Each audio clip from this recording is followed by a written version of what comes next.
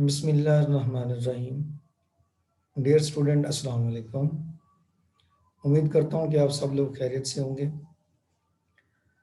Student, previous lecture में हमने ये प्रूव किया था कि स्क्वायर रूट 2 जो है वो आपके पास एक इर्रेशनल नंबर है। तो आज के लेक्चर में सेम उसी पैटर्न पे हमने ये भी प्रूव कर देना है कि स्क्वायर रूट 3 जो है वो भी आपके पास एक इर्रेशनल नंबर है। ठीक है जी।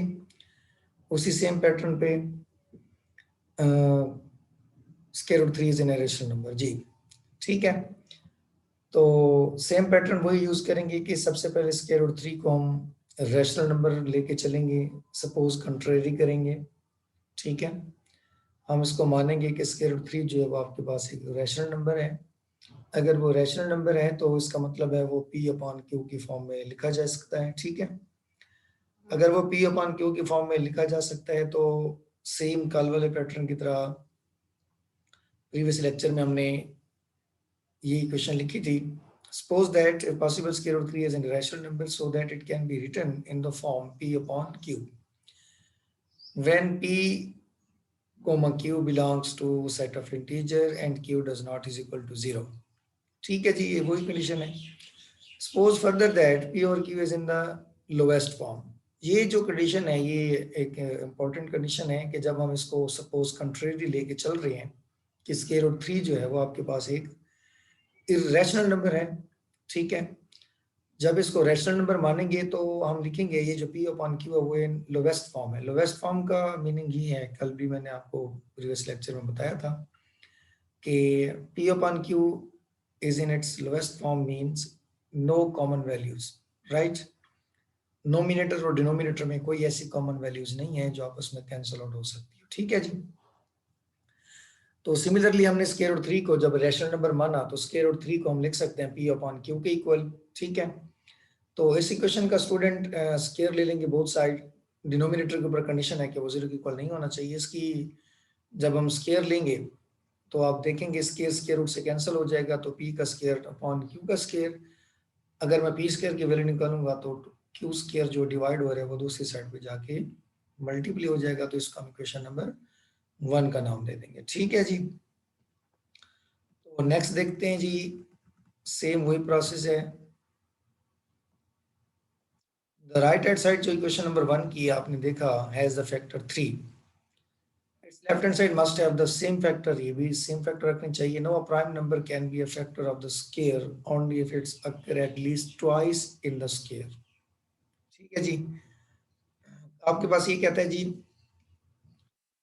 जो उसकी लेफ्ट हैंड साइड है वो तो आपके पास एक फैक्टर 3 रख रही है ना, तो वो कहता है जी लेफ्ट हैंड साइड का भी फैक्टर सेम होना चाहिए। तो ये फैक्टर बनाने के लिए हमने ये देखा कि पी स्क्वायर क्योंकि आपके पास एक इवन नंबर है। ठीक है, इवन नंबर है तो इट मींस दैट तो p dot p even multiple by even is equal to even. कल भी हमने ये डिस्कस किया था।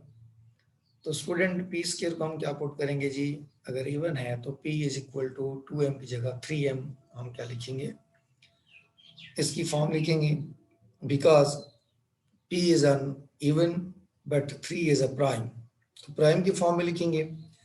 तो प्राइम नंबर की नोटेशन क्या होती है, सपोज अगर p को आपने प्राइम माना है तो p is equal to 3m या 3n या 3p डैश जो भी आप रख सकते हैं। तो p की वैल्यू रख देंगे p is equal to 3p dash. p dash जो भी आप वैल्यू पुट करें तो आपके पास जो आंसर है वो मल्टीपल ऑफ 3 बन जाएगा। ठीक है जी, तो इट मींस दैट अगर p square should be the form of 9q dash so that the equation 1 takes the form, ये जो p स्क्वायर की वैल्यू वो 9p डैश पुट कर देंगे तो 9p dash is equal to 3q का square, q square के साथ जो 3 है वो मल्टीप्लाई हो रहा है इधर आके डिवाइड हो जाएगा, तो 9 डिवाइडेड बाय 3 तो 3 बच जाएगा। 3p डैश का square is equal to q का square, equation number 3 student. Same वही पैटर्न है। In the last equation 3 is the factor of the left hand side. आप देखेंगे लेफ्ट हैंड साइड का फैक्टर बन गया है। Therefore q square should be the form of 9q dash because जैसे कल स्क्वायर वाला था आज क्योंकि आपके पास प्राइम नंबर आ गया है 3 मल्टीपल ऑफ 3 हो गया, तो सिमिलरली q को भी हम पुट कर देंगे 3q डैश। जब इसका वैल्यू पुट करेंगे q की जगह तो इसका स्क्वायर है तो ये बन जाएगा 9 डैश का स्क्वायर, तो इसको भी पुट कर देंगे, तो इसकी जितने लेफ्ट राइट हैंड साइड जो है वो मल्टीपल ऑफ 3 बन गई है। ठीक है जी। अब इन दोनों इक्वेशंस को कंपेयर कर लेंगे, तो p हमने रखा था 3p डैश के, q हमने रखा था 3q डैश के, तो इन दोनों को जब डिवाइड करेंगे तो स्टूडेंट देखेंगे आप p upon q is equal to 3p dash upon 3q dash. अब हमने तो कहा था कि ये जो p और q है वो लोवेस्ट फॉर्म है, मतलब कोई कॉमन नहीं होगा, लेकिन इसमें तो स्टूडेंट आपके पास 3 और डिवाइडेड बाय 3 ये दोनों कॉमन है, कैंसिल आउट होते हैं। इट मीन्स ये लोवेस्ट फॉर्म में नहीं है। तो हम जो मान के चले थे कि आपके पास लोवेस्ट फॉर्म है, यहाँ पे वो कंट्राडिक्शन आ गया।